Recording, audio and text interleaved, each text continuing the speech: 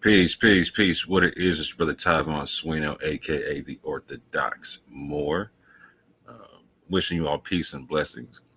And I wanted to give y'all just a quick update on some information that just came out today. There's a channel I'm subscribed to called the Emmer Stein channel. They got about 175,000 subscribers, and they deal with putting out information that counteracts Islamophobia, etc. And today they happen to put out a very interesting video, a very timely video at that, having to do with Muslims in early America, etc., and Islamic slaves, and also the culture and how it changed and shifted amongst the slaves, etc., and its imprint, etc. And so there were some parts about this I thought that were very interesting that I wanted to share with the people. Two parts in particular. One part having to deal with smashing the phony or flopecy concept, as they confirm some stuff that Abu talks about quite a bit. Shout out to Alonzo.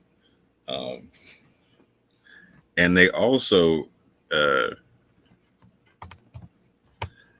they confirm two things that Abu talks about, as a matter of fact. They speak about a particular slave that he talks about that was in Florida that ends up going into to New Mexico, if you understand the Mexican history and exploration there, and they talk about that a little bit. But they also talk about Surah 114 being on the pews at First African Baptist Church. I was floored, family. Like, I just saw this and I had to make a laugh about it. I was in prep for making some responses to Dante. Shout out to Dante.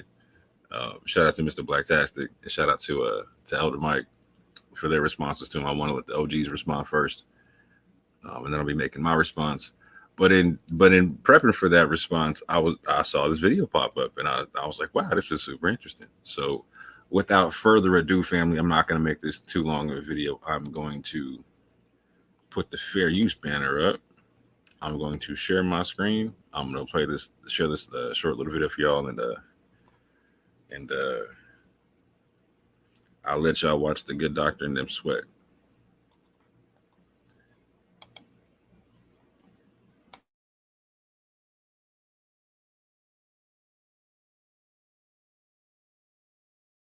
Islam has been part of the American religious fabric since the first colonial settlers arrived in North America, and African Muslims were an integral part of creating the United States, from mapping its borders to fighting against British rule.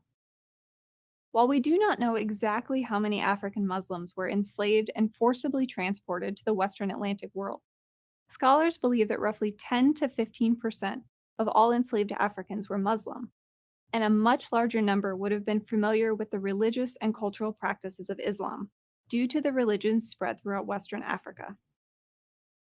Despite the fact that there are no concrete records of the number of Muslims, there are remnants of their presence in historical records dating back to the 16th century, and we can also see them in existing cultural and religious traditions today. Although enslaved Africans were not brought to the modern United States for sale until the early 1600s, they were present on American shores around a century earlier. Spanish colonialists brought enslaved Africans, including enslaved African Muslims, with them to Florida and the southern coast as early as 1513. One of these men, Mustafa Azamuri, called Estevanico, was sold by the Portuguese into slavery in 1522. While enslaved by Spanish conquistador Andrés Dorantes de Carranza, Estevanico became one of the first Africans to set foot on the North American continent. He explored Florida and the Gulf Coast, eventually traveling as far west as modern New Mexico. In addition to exploration, enslaved African Muslims also helped militarily expand British American colonial frontiers. During the French and Indian War, which pitted British America against New France, British Major General Edward Braddock was defeated at Fort Duquesne in 1755. The British retreated east and built a line of forts in modern Huntington County, Pennsylvania. One, called Fort Shirley, was quickly abandoned, but not before a blacksmith could forge a small circular charm featuring the phrase, "No God but Allah," in Arabic. This shows the presence of at least one Muslim man in the British military during the colonial period, and hints at a larger community. African Muslims also fought on both sides of the Revolutionary War. Multiple men with Muslim names appear on the military muster rolls, including the patriots Bafat Mohammed, Yusuf ben Ali, also known as Joseph ben Haley, and Joseph Saba. Other men listed on muster rolls have names that are likely connected to Islamic practice, such as Selampur and Peter Salem, whose names may reflect a form of the Arabic salam, meaning peace. These men often distinguished themselves on the battlefield. They also attained high-ranking positions, such as Civil War Union Captain Moses Osman, who was the highest-ranking known Muslim in that conflict. Despite significant obstacles, enslaved Muslims used their faith to build communities, resist their enslavement, and pursue their freedom. They left numerous written accounts of their experiences in America in the form of letters, diaries, and autobiographies, most of them in Arabic. Omar ibn Said penned an autobiography in 1831, the only known autobiography of an enslaved person in a native African language. They also wrote pages of Arabic for their enslavers and other members of white society, like the American Colonization Society. But instead of writing what the recipients believed was a Bible verse or the Lord's Prayer, they wrote Quranic verses, made genealogical lists, and even pleaded to return home to Africa. They also blended Islam and Christianity. For example, they combined the Basmala and Lord's Prayer in documents, and they inscribed Islam into Christian spaces, such as etching Surah An-Nas into a pew at the First African Church of Savannah. This final chapter of the Quran is meant as a protection, in this case symbolically used against their enslavers. Enslaved Muslims also created objects to practice their faith. In the 1730s, Ayuba Suleiman Diallo wrote multiple copies of the Quran from memory for use in devotion and education.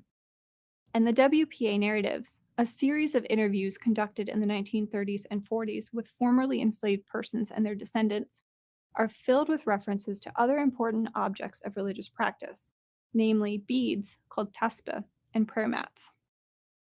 As Katie Brown, the great-granddaughter of Bilali Muhammad, who was enslaved on Sapelo Island, Georgia, recalls, quote, Bilali and his wife Phoebe pray on the bead.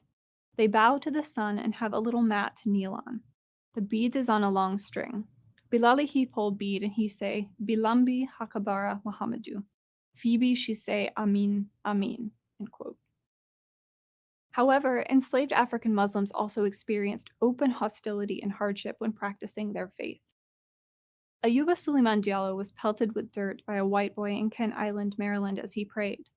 Others were forced to wear sacrilegious clothing, abandon dietary rules and religious fasting, or abstain from the required daily prayers. An unnamed Moorish slave in Louisiana confirmed this hardship in 1822 when he, quote, lamented that his situation as a slave in America prevents him from obeying the dictates of his religion, unquote. Nevertheless, they persevered and lived their faith. Some became pseudo-converts to Christianity in order to protect themselves and their families or secure their freedom. Lamin Kebi pretended to convert to Christianity to secure passage back to Africa through the American Colonization Society in 1834. However, after returning to Africa, Kebi disappeared into Sierra Leone, surely, quote, still retaining his Mohammedan creed, end quote. The Islam initially brought to America by enslaved Africans did not survive many generations, but it left traces and traditions that are still visible today. The practice of ring shout, a form of religious dance in which men and women rotate counterclockwise while singing, clapping their hands, and shuffling their feet, may have been inherited from enslaved Muslims such as Bilali Muhammad and Salih Bilali in the Georgia Sea Islands. The movement mimics the ritual circling of the Kaaba in Mecca by Muslim pilgrims, called tawaf, and the name shout may come from the Arabic shout, meaning a single run. The WPA narratives also contain reminiscences of rice cakes called saraka, which were handed out during rituals and feast days. From the Arabic word sadaqah, or free will offering, this charity is an aspect of zakat, one of the pillars of Islam. And early blues singers, like those recorded by ethnomusicologist Alan Lomax in Levy Camp Holler, employed singing styles reminiscent of the adhan, or call to prayer. Oh, let her burn down. You can always feel shelter. They use sweeping and extended vocalizations to fill the words with intense emotions.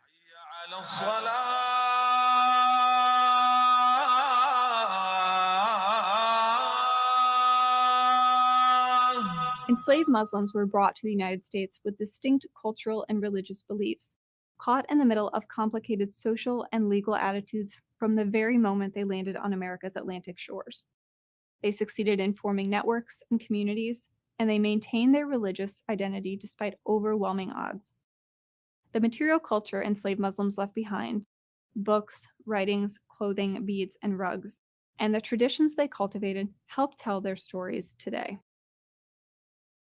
Islam has always been an important religion in America. It's essential to develop a national conversation that fosters and augments our collective memory of these men, women, and children. One that honors how the call to prayer has been sounding from sea to shining sea for more than 500 years. أشهد أن لا إله إلا الله.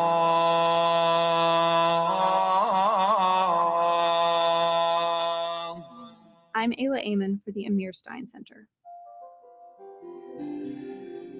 If you want to see more content like this, make sure to like, share, subscribe, and hit the bell notification so you don't miss any new videos.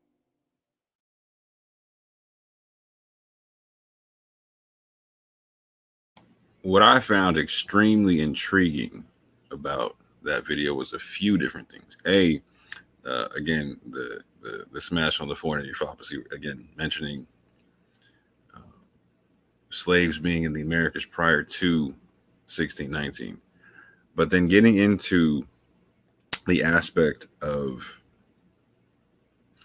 they talked about a certain percentage of people coming over as Muslims, but then a large percentage of people being aware of Islamic culture coming from West Africa. Again, that's because the Islamic culture was the dominant culture in West Africa, and Arabic was the lingua franca. And so they say something that also dovetails into what Boubacar Diakité says in the PBS documentary, and the fact that it's an Arabic type of writing, but they may not have been Muslims. They may have been Christian themselves, and for them, the religion may have been in continuity. They speak about the fact that some of them blended Islam and Christianity. That's a big deal to understand, because you can find that a lot in the writings, to where they talk about pseudo converts to Christianity, but then there's actual converts to Christianity. But when they convert, they still believe Muhammad's a prophet. They blend the two. Some of them don't. Some of them just go straight to Christianity, right? But they know parts of the Quran, because in West Africa, you're learning the Quran. If you're learning the Arabic script, that's how you learn the Quran. That's how you learn how to write, is you learn the Quran, right? And so Surah 114 and the verse written thereof, the God of humanity, whatnot, that's not something adverse to Christianity and whatnot. So when Boubacar Diakité said they may have been Christian themselves, but for them, religion is a continuity. Again, that's not a part of the Quran that's adverse to Christianity. Again, you can also see where Boubacar Diakité is saying that you can see where Muhammad is the messenger of Allah on the pews or whatnot, right? Very interesting, right? But what's even more interesting is on the specific pew here, they see Surah 114, which Abu was saying was a hypothesis. I claimed, like I was saying, no, that's what I think it is, right? He asked me, like, do you think that's what it is? Or what do you think is on the pew? I told him, no, for me personally, I believe it's Surah 114. Right? Abu doesn't make that claim. Abu doesn't think there's any actual discernible language on the pews, right? But shout out to Abu, he didn't believe such, and he literally did work to go find out from other scholars if it was feasible or not, if it was plausible, and got opinions back. Some saying, I don't know, some saying no, and some very high level people saying, yeah, that's exactly what it is. So what's interesting now is that the We Woke Now camp, Benai Israel and them, are going to have to figure out some kind of way to make the Emerson Stein crew part of this crafty council with PBS and this growing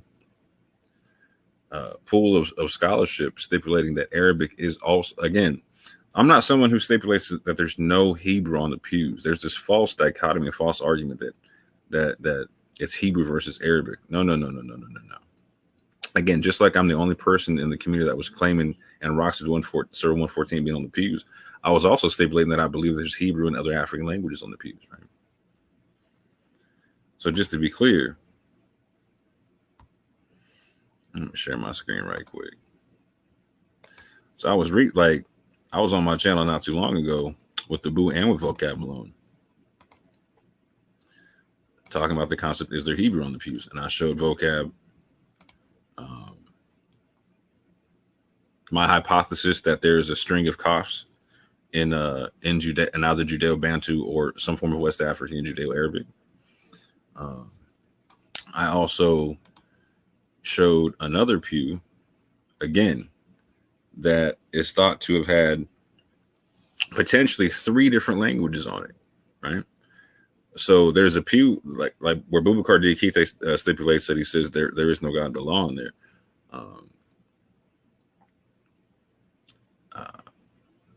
Abu is able to see a similar thing on this pew and postulate a similar reading, even though, again, Abu does not believe that there's any discernible language on the pews. There was another brother that came on my show, Red Judaism, who had never seen it before. We had never talked about it. I just showed it and was like, oh, that says La ilaha illallah. It's like, I don't know what the rest of that stuff says, right? And what's interesting about this particular pew may have Arabic, Hebrew, and Ge'ez on it. It may have a shorthand form of the tetragrammatons on it. It may have a ha and a sa from Ge'ez, and it may have there is no God but Allah in Arabic. And so what's interesting about this, again, and I said this to Vocab with the Boo there as well, right? That you could literally have Christians from all, like from East Africa. You could have some Messianic Jews, and you could literally have some of those Christians who were blending Islam and Christianity with it, right? All in the same area, or people who were from West Africa who were Christians who just knew Arabic, right? And again, all this is important to note because you have Christians in East Africa, and you also have a historic Christian tradition in West Africa prior to colonialism and whatnot, right? And you also have Jews in West Africa and Jews in East Africa, right? So this is all very applicable and whatnot. But again, there is this growing pool of scholarship and opinion. Like you can't. So again, I personally believe there is Hebrew on the pews. I don't believe that there's Solitreo on the pews, right? There's no scholastic evidence for such. And when we examine the cases for it, it's a really weak case. You have people like the We Woke Now, Benai Israel, Boom Church, etc., wanting us to believe this narrative that the slaves didn't come over with Solitreo. They were taught Solitreo by an Ashkenazi mulatto that attended the church. If they want to rock with that, cool. That's no issue, right? They also want to rock with the fact that they don't think many people were dealing with Arabic or etc. in the area. Well, that's been proven to be patently false. And they definitely don't want to deal with the fact that the first time Gullah was written down, it was written down in Savannah, Georgia, by a Mandingo slave who used the Arabic script to write the Gospel of John. They've never responded to that ever. They claim that there's no evidence of Arabic or Islam or anything to the sort in Savannah. However, there is firm documentation to the contrary, and they've never dealt with such. And they're not going to.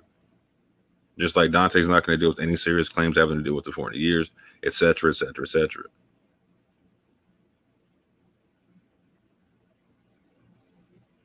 So this is going to get interesting, fam, because you can't keep shooting scholarship in the face and expecting people to take you serious. You can't keep shooting scholarship in the face and expecting people to take you serious. But with that, family, I'm going to keep this one short and sweet. I look forward to hearing how all of this is just an attack from the Crafty Council. and how somehow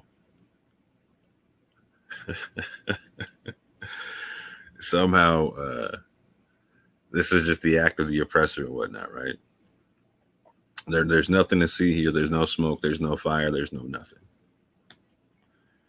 But with that, family, I appreciate y'all. I'm going to hit the outro music and call it a day. Peace and love.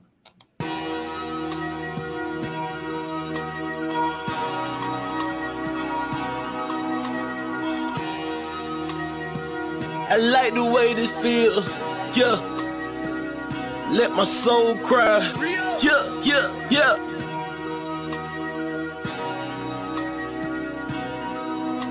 Minister, we gonna speak from the heart on this one. I'm performing lyrical funerals, no obituary. I killed your boy and brought him back to life, pet cemetery. My anointing not based on attendance at a seminary. Scarlet witches, they attracted to the visionary. Everywhere I go, I bring the word with me, missionary. Soldier drafted in the war machine, military. Pay attention, what I'm saying to you, legendary. You got the demeanor of a front desk secretary. That mean you take the calls, but you don't make the calls. That's why you hate, cause ain't nothing fake about me at all. Now I dare you try to say that with a straight face. My delivery in tip-top, great shape. I'm too advanced for you, light years, space age. No evolution for you cavemen, stone age. I'm a thoroughbred, rock solid. I came from the bottom to the top, rock climbing. I grew up in the hood, pros and cons. That's that full court pressure when the ambulance roll out the stretcher. Why can't you see it's not logical? If you live diabolical. Boy, your point of view smaller than the hair follicle molecule. This for all of them that follow you, smoking all of them barbecue. When I pull up, your voice don't correct itself with no auto-tune. I got a whole nother level that I can enter whenever I gotta deal with the devil. I pick a whole nother method. I hear a whole lot of yapping. They wanna see my reaction. Really out here in the community making it happen.